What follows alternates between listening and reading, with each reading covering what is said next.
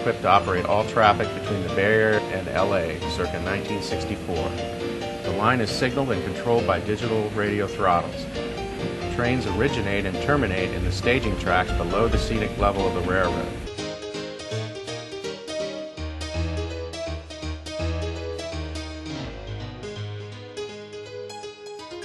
Traffic from LA departs from west staging and San Francisco traffic from east staging. This is due to San Francisco being actually east by compass from Los Angeles.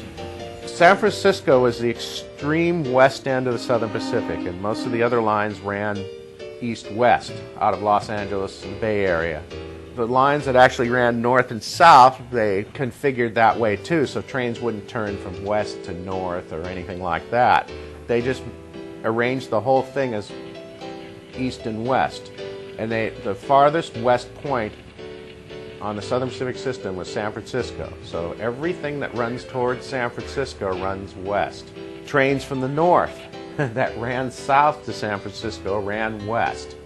Trains from the south that ran north to San Francisco ran west.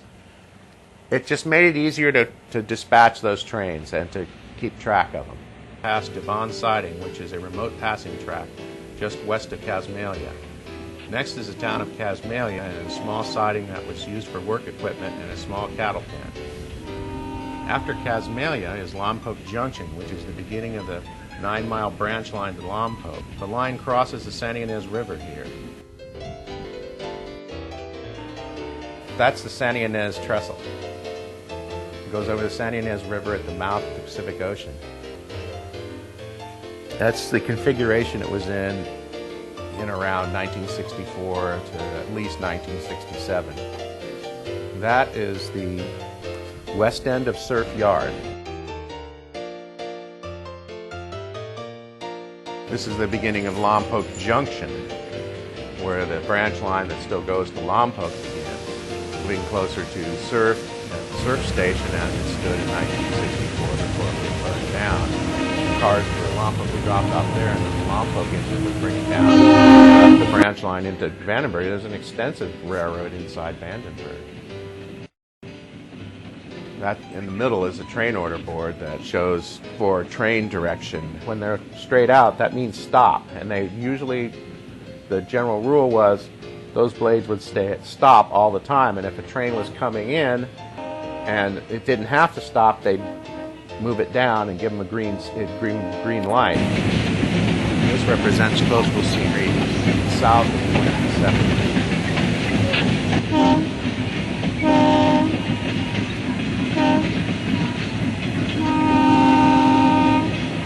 This is Alegria Canyon Trestle.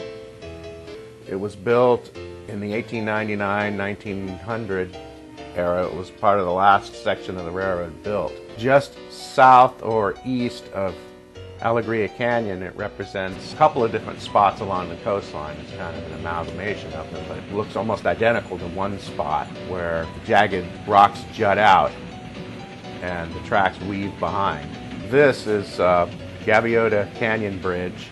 It was built in 1900 and that was the last part of the line that was completed because of the difficulty of getting the materials up there. In a major project in 1900, they didn't have helicopters or anything to bring the stuff.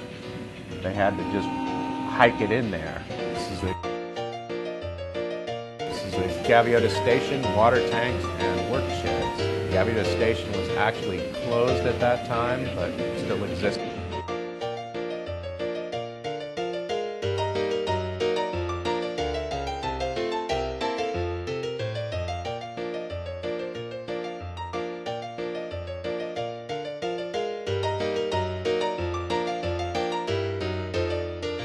These are composites of the hills. It's actually modeled after a particular scene between Goleta and Gaviota.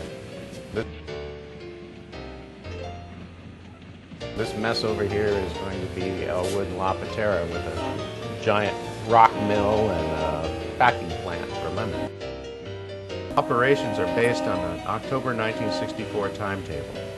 The timetable is a schedule of train arrivals and departures from stations along the line.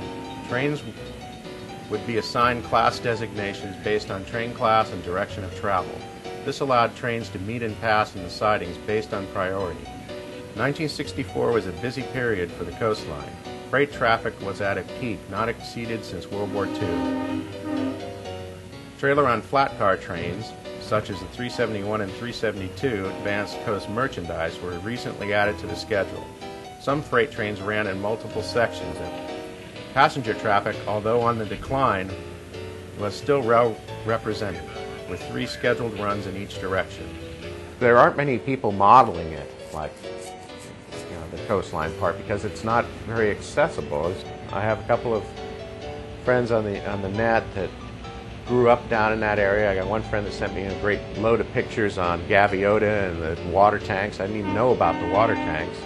I need to find somebody that actually, like an engineer or a fireman or station operator from that area, from close to the time that I'm modeling, so I can find out just the little insights on what they did. I can read the timetable and figure out where the trains were supposed to be, but that doesn't mean they were exactly there at that time. That doesn't, I don't know exactly what those trains, the kind of the flavor of what the operation was for the line. There's a lot of paperwork and other stuff involved with the line that shows exactly what happened. Like stories about what went on, mishaps that may have happened.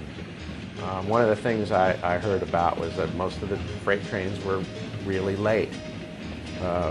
Timetable rules are that the train can be as much as 12 hours late before it loses its scheduling authority. So that could mean those trains could have been way off schedule.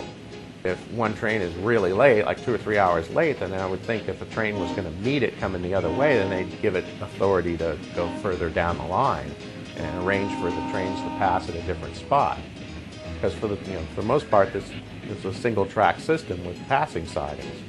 The idea is to have this thing look like the area I'm modeling, so that people can come in here and recognize that it looks like that, have the trains look like the trains that ran during that time, and most importantly, and this is the part I'm still putting together, have them behave and operated as close to that as possible. I've already done a lot of the research for the equipment and for the line itself. I've done a pretty fair job of modeling the trains to look the way they did and the scenery to look the way it did.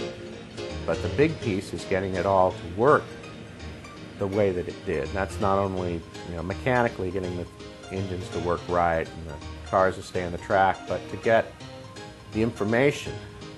You can go out and take pictures of the railroad and the cars and everything from that era and get the idea for the first 2 parts, but the third part, you have to talk to people, and you have to be able to have some knowledge of what the railroads really did. And this line was somewhat unique because of its location and the operating conditions it had, being right along the ocean. What was done at the stations, where the trains were rescheduled often, cars that were brought in and brought out of different places like Lompoc, what the traffic flow was, things that went wrong, like track washouts or slow orders somewhere for something or another, or seasonal things like sugar beets. Sugar beets were a seasonal cargo. It involved, maybe a couple hundred more cars that would go through there in a particular day, when the season was at its peak. There's all kinds of great information out there, and it's just you got to find the people that have it, and I'm sure most of them would be glad to tell you about the things they encountered on them. In fact, I have one guy I talked to that worked on the Lompoc branch in 1965, and he gives me great insight on the stuff. The tracks and surf actually had names for them, for the different functions that they had. I have one friend that understands signaling inside and out, and he tells me all these great little things about how the signals worked and what they did, and it's, for one part, it's fairly simple. It just shows track conditions, but there's also other little things involved in how one signal reacts with another signal. This thing I've tried to make it more accurate, and not just for the sake of making it accurate, but it's more fun that way. Some people would look at that and think it'd be just like going back to school again and it'd be drudgery, but for someone that's into this thing, it's all fun finding out these things. It's like a little mystery where you find out clues. It's just a matter of uncovering the things. not only, what areas look like, every once in a while I'll stumble on a new picture, some part of something I'm modeling I didn't know about. There's still some buildings that were in surf I'm not sure about, how many were there. I've got an older picture of them. Someday I'm going to stumble upon a newer picture that was maybe closer to my era that'll show me exactly how much of the stuff was still left. I can't leave well enough alone with some of this stuff. While there are some scenes on this layout I'm perfectly happy with, there are other ones where I'm just constantly fiddling with them. So in effect, one thing just led to another. I had to take some of that out to get to the frame back there to redo the tracks, and then I decided to research it and found, something new. And now I'm going to rebuild the entire thing from the ground up because I have a better picture of what the scenery looked like there, where I had somewhat freelanced it and made it look generic like other parts of the coast. And it was, in effect, a transitional area between two areas that I had made fairly accurate. Now I can actually make a new scene there, and it just happens that it'll transition well, too, because it's just another part of the coast.